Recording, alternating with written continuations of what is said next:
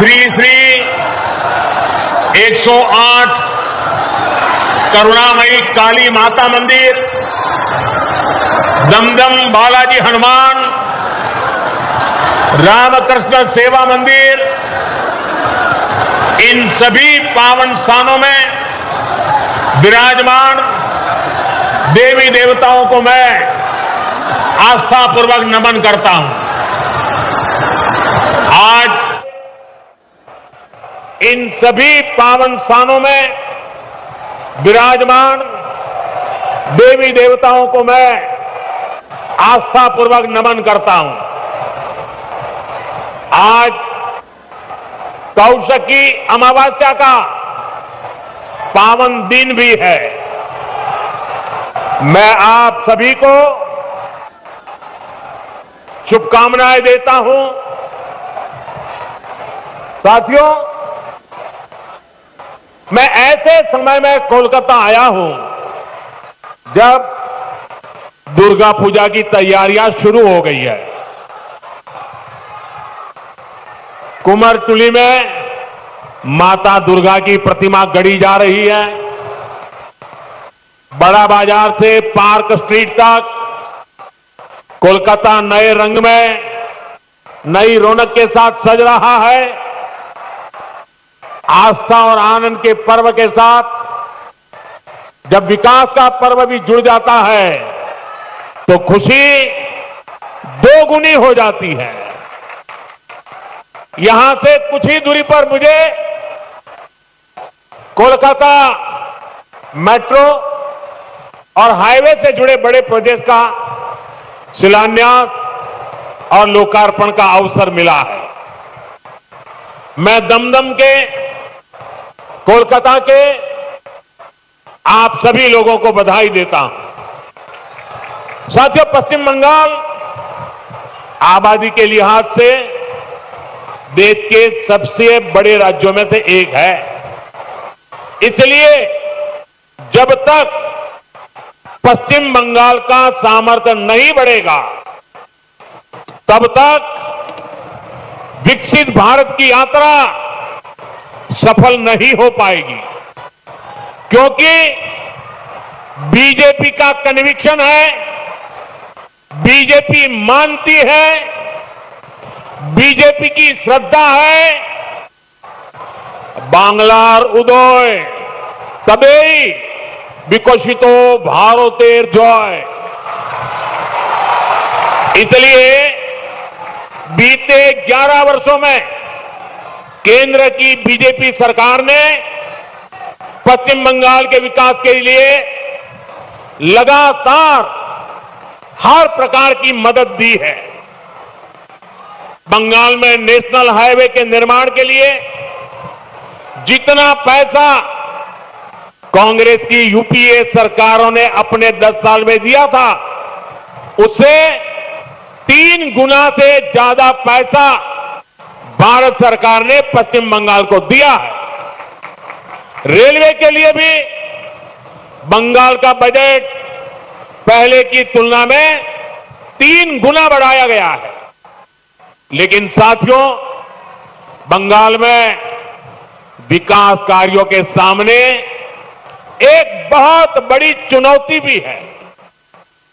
चुनौती ये कि बंगाल के लिए जो पैसा हम राज्य सरकार को सीधे भेजते हैं, उसका ज्यादातर हिस्सा यहां लूट लिया जाता है। जो पैसा भारत सरकार दिल्ली से भेजती है, वो पैसा आप लोगों पर खर्च नहीं होता। वो पैसा महिलाओं का जीवन आसान बनाने के लिए खर्च नहीं होता। वो पैसा टीएमसी काडर पर खर्च होता है। इसलिए गरीब कल्याण की अनेक योजनाओं में बंगाल देश के दूसरे राज्यों से पिछड़ा हुआ है। साथियों, यही स्थिति कुछ साल पहले हमारे पड़ोस में असम के भी यही हाल थे, त्रिपुरा का भी यही हाल था। लेकिन जब से असम और त्रिपुरा में भाजपा सरकार बनी है, गरीब कल्याण की योजनाओं का लाभ वहां जनता को मिलने लगा है। आज इन राज्यों में हर घर जल यह काम तेजी से चल रहा है। आयुष्मान योजना के तहत 5 लाख रुपए तक मुफ्त इलाज हर गरीब को मिल रहा है। गरीबों के पक्के घर बन रहे हैं।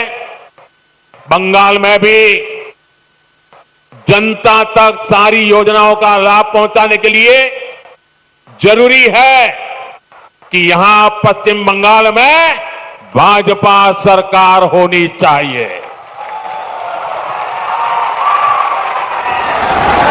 ये अब तय है, टीएमसी जावे, बीजेपी आसवे। भाइयों बहनों, ये धरती सतीश चंद्र दास गुप्त, सुरेंद्र नाथ बंदोपाध्याय, गोष्ठपाल और हरिनाथ डे ऐसी अनेक विभूतियों की धरती है। इस धरती ने देश को, समाज को समय समय पर नई चेतना दी है। ये धरती पुनर्जागरण का केंद्र रही है। यही वो अमर वाणी गूंजी है जो कहती है, जागो, उठो, नभो जीवोनेर गाने, नभो आलोक, झालाओ प्राणे प्राणे। साथियों, आज पश्चिम बंगाल को सच में नई रोशनी की जरूरत है, सच्चे परिवर्तन की जरूरत है। पश्चिम बंगाल ने आजादी के बाद पहले कांग्रेस और फिर लेफ्ट का लंबा दौर देखा है। इसके बाद 15 साल पहले पश्चिम बंगाल के आप लोगों ने परिवर्तन का फैसला लिया था। आप लोगों ने मां, माटी, मानुष के नारे पर भरोसा किया था, लेकिन हालात पहले से भी ज्यादा खराब हो गए। भर्ती घोटालों से नौजवानों का भविष्य खराब हो गया। बहनों बेटियों पर अत्याचार बढ़ गए। क्राइम और करप्शन ये टीएमसी सरकार की पहचान बन गए। ये पक्का है कि जब तक बंगाल में टीएमसी की सरकार रहेगी, तब तक बंगाल का विकास अवरुद्ध रहेगा, रुका रहेगा। इसलिए आज बंगाल का जन जन कह रहा है, टीएमसी जाएगी तभी असली बदलाव आएगा।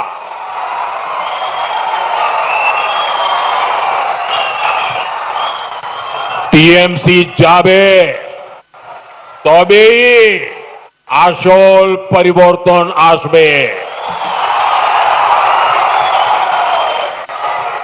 साथियों, 21वीं सदी के 25 साल तो बीत चुके हैं।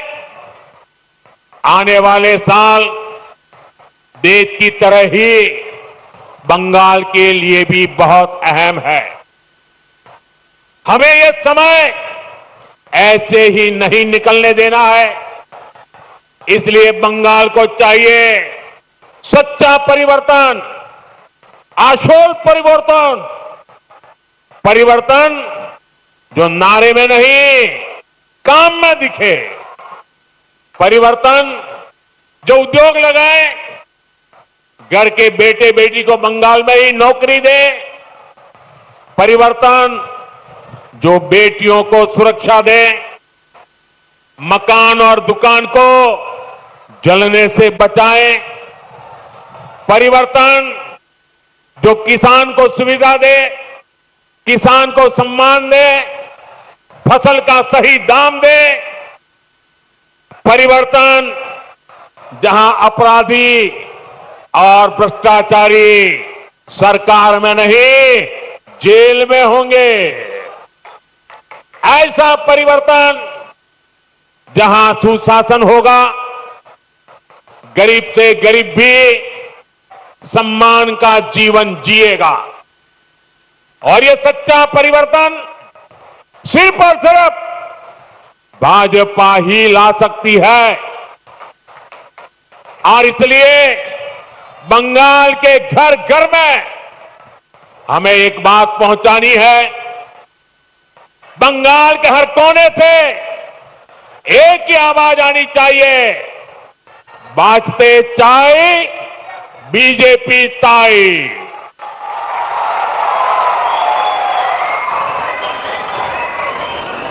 यही बंगाल की असली पुकार है, यही बंगाल का भविष्य है। साथियों, ये वर्ष डॉक्टर श्यामा प्रसाद मुखर्जी की जन्म जयंती का 125वां वर्ष है। भाजपा का तो जन्म ही डॉक्टर मुखर्जी के आशीर्वाद से हुआ है। वे भारत के औद्योगिक विकास के जनक रहे हैं। दुर्भाग्य से कांग्रेस ने कभी उनको इसका श्रेय नहीं दिया। देश के पहले उद्योग मंत्री के रूप में भारत की पहली इंडस्ट्रियल पॉलिसी उन्होंने ही बनाई थी। उनकी नीतियों में बंगाल की इस धरती की कुशलता थी, यहां से मिला अनुभव था। अगर हम उस नीति पर चले होते तो देश की तस्वीर कुछ और होती, लेकिन उन नीतियों को भुला दिया गया। फिर ऐसा भटकाव हुआ कि हम पूरी तरह से विदेशों पर निर्भर हो गए। और मेरे प्यारे बंगाल के भाइयों बहनों, हमें गर्व है कि हम डॉक्टर श्यामा प्रसाद मुखर्जी के सैनिक हैं। हम मां भारती के सेवक हैं। जो सपने डॉक्टर श्यामा प्रसाद मुखर्जी ने देखे थे, उसके लिए एक सैनिक की तरह हम अपना जीवन खपा रहे हैं। बंगाल की प्रबुद्ध जनता जानती है कि दूसरों पर निर्भरता यानी आत्मसम्मान पर चोट, इसी स्थिति से हमें देश को बाहर निकालना है। इसलिए आज देश ने आत्मनिर्भरता का मूल मंत्र लेकर के नई ऊंचाइयों को प्राप्त करने का फैसला लिया है। मेक इन इंडिया आज एक बड़ी सिद्धि बन रहा है, जिसके लिए हमारा कोलकाता, हमारा बंगाल जाना जाता था। वो गौरवशाली अतीत हमें मिलकर के फिर से लौटाना है। इसलिए आज बंगाल में एक ही गूंज है, टीएमसी के छोड़ाओ, बांग्ला के बचाओ। साथियों, भाजपा जो संकल्प लेती है वो सिद्ध करके दिखाती है। इसका ताजा प्रमाण अभी हमने ऑपरेशन सिंदूर के दौरान देखा है।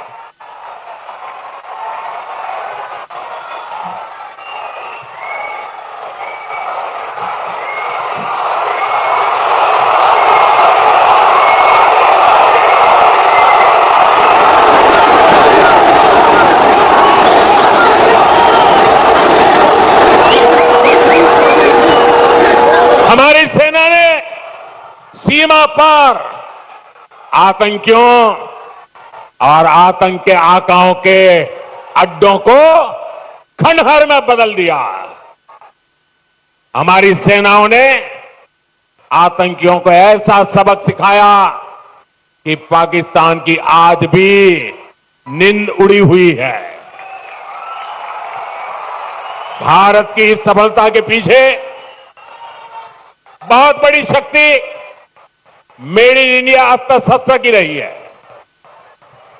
और मुझे गर्व है कि भारत की सेना को ताकत देने में बंगाल के इस इलाके की भूमि का बहुत बड़ा योगदान है। इच्छापुर में गुलामी के कालखंड में डिफेंस मैन्युफैक्चरिंग का काम शुरू हुआ था, लेकिन कांग्रेस की सरकारों ने भारत की ऐसी डिफेंस इंडस्ट्री को बर्बाद कर दिया था, हमारी सेना को विदेशों पर निर्भर कर दिया था। अब भाजपा सरकार ने भारत की डिफेंस इंडस्ट्री को नई ऊर्जा दी। इसका लाभ यहां की फैक्ट्री को भी मिला है। आज ये फैक्ट्री आधुनिक राइफल और अन्य हथियार बना रही है। इससे यहां छोटे छोटे उद्यमियों के लिए नए अवसर बने हैं। इन कारखानों के कारण दमदम, बैरकपुर क्षेत्र में हजारों लोगों को रोजगार मिल रहा है। साथियों, इच्छापुर डिफेंस फैक्ट्री सिर्फ एक उदाहरण है। आप यहां 2026 में भाजपा सरकार बनाइए, हम बंगाल को डॉक्टर श्यामा प्रसाद मुखर्जी के सपनों का बंगाल बनाएंगे। बंद पड़े कारखाने फिर से खुलेंगे, नया निवेश और नए कारखाने लगेंगे और दमदम फिर से इंडस्ट्रियल हब बनेगा। ये भाजपा का संकल्प है। विकसितो बांग्ला, मोदी गारंटी। साथियों, भाजपा के पास पश्चिम बंगाल के विकास का एक ठोस प्लान है, एक रोडमैप है, लेकिन टीएमसी विकास की दुश्मन है। इसका साक्षी ये दमदम क्षेत्र भी है। ये कोलकाता के सबसे अधिक भीड़ वाले इलाकों में से एक है। यहां की स्थिति क्या है, ये आप आए दिन महसूस करते हैं। देश के ऐसे शहरी क्षेत्रों के विकास के लिए स्मार्ट सिटी मिशन चल रहा है, लेकिन टीएमसी सरकार ने इस मिशन से जुड़ने से भी इनकार कर दिया। लोगों को असुविधा होती रहे, विकास ठप होता रहे, लेकिन टीएमसी का मिशन जैसे तैसे बीजेपी को रोकना है, केंद्र की योजनाओं को रोकना है। मैं बंगाल के भद्रलोक से पूछता हूं, क्या यह तरीका सही है? क्या ऐसी पॉलिटिक्स से पश्चिम बंगाल का भला होगा? इसलिए मुझे आप सभी का आशीर्वाद चाहिए। आप यहां भी भाजपा को एक बार अवसर देकर देखिए। साथियों, बंगाल में भाजपा आएगी तो रेल और मेट्रो का तेजी से विस्तार होगा। मैं तो चाहूंगा कि यहीं पर इलेक्ट्रिक व्हीकल से जुड़ा व्यापक इंफ्रास्ट्रक्चर बने। यहां बहुत बड़ी मात्रा में इन्वेस्टमेंट आए, नौजवानों को रोजगार मिले। ये तभी होगा जब यहां कानून का राज आएगा, जब यहां भ्रष्टाचार पर लगाम लगेगी और जब बंगाल में डबल इंजन की भाजपा सरकार होगी। साथियों, पश्चिम बंगाल के पास इतिहास और संस्कृति की भी अनमोल धरोहर है। ये बांग्ला विरासत विकसित बंगाल बनाने के अभियान को प्रेरणा देगी। बीजेपी सरकार पूरे गर्व के साथ बांग्ला भाषा और बांग्ला संस्कृति को सशक्त करने में जुटी है। ये हमारा सौभाग्य है कि हमें बांग्ला भाषा को क्लासिकल लैंग्वेज यानी शास्त्रीय भाषा का दर्जा देने का सौभाग्य मिला।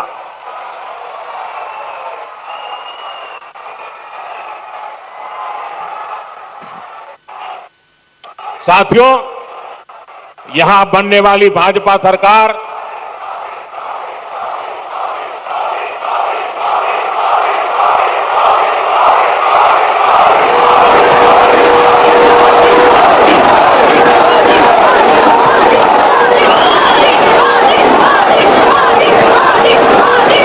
साथियों, जब भाजपा सरकार बनेगी, हेरिटेज टूरिज्म पर भी बल देने का हमारा प्लान है। साथियों, हम गंगा जी पर जो इनलैंड वाटरवे बना रहे हैं या फिर जो हमारा समंदर है, इसमें क्रूज टूरिज्म के लिए बहुत संभावना है। ऐसी हर संभावना को भाजपा सरकार बनने के बाद तलाशा जाएगा, ताकि पश्चिम बंगाल के नौजवानों को काम के लिए कहीं और जाने के लिए मजबूर न होना पड़े। साथियों, इस बार लाल किले से मैंने देश की एक बहुत बड़ी चिंता की चर्चा की है। ये चिंता घुसपैठ के बढ़ते खतरे की है।